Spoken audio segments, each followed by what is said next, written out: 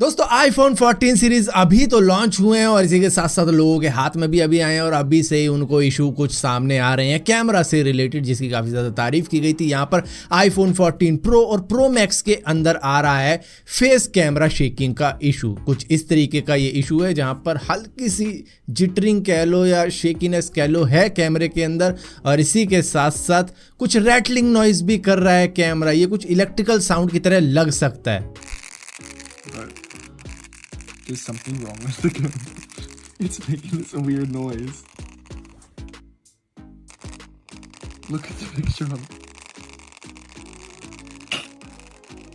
सो ये जो दो इशू आ रहे हैं, एक तो कैमरा शेकिंग के और ये रैटलिंग साउंड के, ये थर्ड पार्टी एप्लीकेशन को यूज़ करने पे आ रहे हैं, जैसे इंस्टाग्राम हो गया, स्नैपचैट हो गया, कई जगहों पे टिकटॉक के साथ में भी ऐसा हो रहा है। तो फिलहाल के लिए एप्पल ने तो कह दिया है कि हम अगले हफ्ते तक इसका कुछ रिलीज निकाल देंगे, फिक्स आपको दे देंगे। लेकिन पहले एप्पल कह रहा था ये थर्ड पार्टी एप्लीकेशन का इशू है, हमारा नहीं है। लेकिन बाद में जब उनको मालूम चला तो उन्होंने फिर कहा कि भैया एक हफ्ते रुक जाओ, हम लाते हैं कुछ ऐसी अपडेट जिससे कि सब कुछ फिक्स हो जाएगा। लेकिन रियर कैमरे में भी कुछ दिक्कत आ रही है प्रो मैक्स के। जब वो एक्शन मोड में चलाने की कोशिश कर रहे हैं कुछ यूज़र, तो कैमरा वार्म हो रहा है और वार्म होने की वजह से कुछ ऐसी ब्लैक लाइन भी निकल कर सामने आ रही है रिकॉर्डिंग के अंदर। लेकिन फिर भी आईफोन 14 अब तक का बनाया गया मोस्ट ईजीएस्ट रिपेयरेबल स्मार्टफोन है एप्पल की तरफ से, जो कि खुद भी रिपेयर किया जा सकता है। सेल्फ रिपेयर का प्रोग्राम शायद इन्होंने इसी दिन के लिए चलाया था कि आने वाले फ़ोन हमारे आराम से कोई भी बंदा रिपेयर कर लेगा। यहाँ पर iFixit ने खुद बताया कि हाँ ये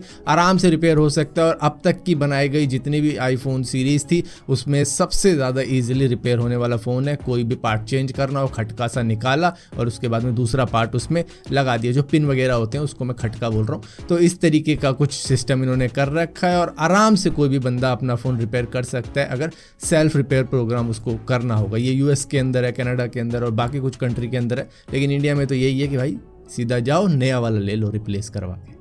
बेस्ट आइडिया। दोस्तों टिकटॉक का क्रेज एक वक्त में इंडिया के अंदर बहुत ज़्यादा था, जिसके बाद में टिकटॉक को बैन कर दिया गया, किसी और वजह से बैन किया गया था। लेकिन फिर भी जो बंदे थे टिकटॉक के ऊपर वो अलग अलग जगहों पर स्विच हो गए, खासतौर पे वो इंस्टाग्राम पे चले गए जहाँ पर वो अपनी रील वगैरह बनानी शुरू कर गए। तो यहाँ पर रील बनाने का एडिक्शन भी कई लोगों को बहुत ज़्यादा है, बहुत रील वगैरह बनाते हैं। तो इसी तरीके से यूपी की एक लड़की फारुखाबाद में रहने वाली, उसको भी रील बनाने का इतना ज़्यादा एडिक्शन था कि वो डेली हर कुछ घंटे बाद कुछ रील अपलोड करती रहती थी, जहाँ पर उनके दो भाइयों ने उनको रोकने की कोशिश करी कि मत बना, इतनी ज़्यादा रील मत बनाया कर। तो उसको इतना ज़्यादा गुस्सा आया कि अपने दोनों भाइयों का गला ही दबाने पे उतारू हो गई, और जिसके बाद में ये मामला चला गया पुलिस के अंदर। और जब पुलिस आई, मतलब महिला पुलिस वगैरह आई, तो उनके साथ भी इसने लड़ाई झगड़ा कर दिया कि एक बार रील तो बनाने दो फिर चलती हूँ, कि मैं जा रही हूँ गाइस चाय पी लेना।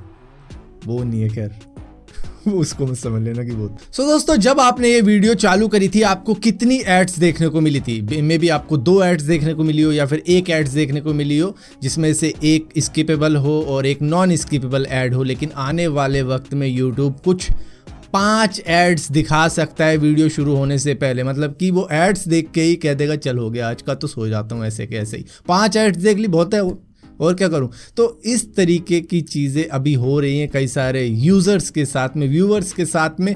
उनको 10-10 एड्स भी देखने को मिल रही है, जिसके बाद में यूट्यूब ने एक्सप्लेन किया कि दरअसल ये एक एक्सपेरिमेंट चल रहा है कि भैया ये लोगों को पसंद आएगा नहीं आएगा। एड्स किसको पसंद आती है भाई? किसी को नहीं आती एड्स पसंद, कोई नहीं देखना चाहता एड्स। तो 5 तो बहुत ज़्यादा हो गई, मतलब 2 तो ठीक थी, लेकिन 5 लोगों को 10 भी देखने को मिल रही है कई लोगों को। तो ये एक एक्सपेरिमेंट चल रहा है, कई जगहों पर देखने को मिल रही है। फिलहाल के लिए यहाँ पर नहीं मिल रही होगी, लेकिन हाँ इससे होगा एक कि यूट्यूब का प्रीमियम सब्सक्रिप्शन बढ़ेगा, जिससे कि एड्स देखने को ही नहीं मिलेगी। दोस्तों इस दिन का इंतजार हम सभी पूरे साल करते हैं, बिग बिलियन डे सेल और द ग्रेट इंडियन फेस्टिवल वाले सेल का जो होता है, उसके अंदर बहुत सस्ते फ़ोन मिल जाते हैं। तो यहाँ पर इस बार आपको 5G स्मार्टफोन सिर्फ 12,000 रुपये से स्टार्टिंग हो जाएगी मिलनी, और इसी के साथ साथ स्क्रीन रिप्लेसमेंट वाला जो इंश्योरेंस होता है वो भी सिर्फ 1500 रुपये में आप करवा पाओगे जब आप परचेज कर लोगे, जिसके बाद में अगर फ़ोन की स्क्रीन टूट जाती है तो वो रिप्लेस भी आप करवा सकते हो। और इसी के साथ साथ कुछ एडिशनल बेनिफिट भी आपको मिलेंगे करीबन 2300 रुपये के। लेकिन मुझे समझ नहीं आता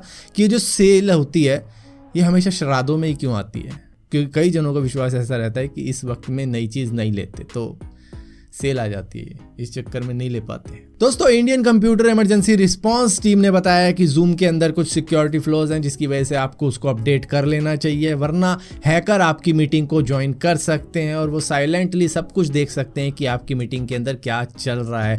वो आपको दिखेगा नहीं, अगर ज्वाइन भी कर गया होगा आपकी मीटिंग, बस वो देख सकता है कि आप क्या कर रहे हो।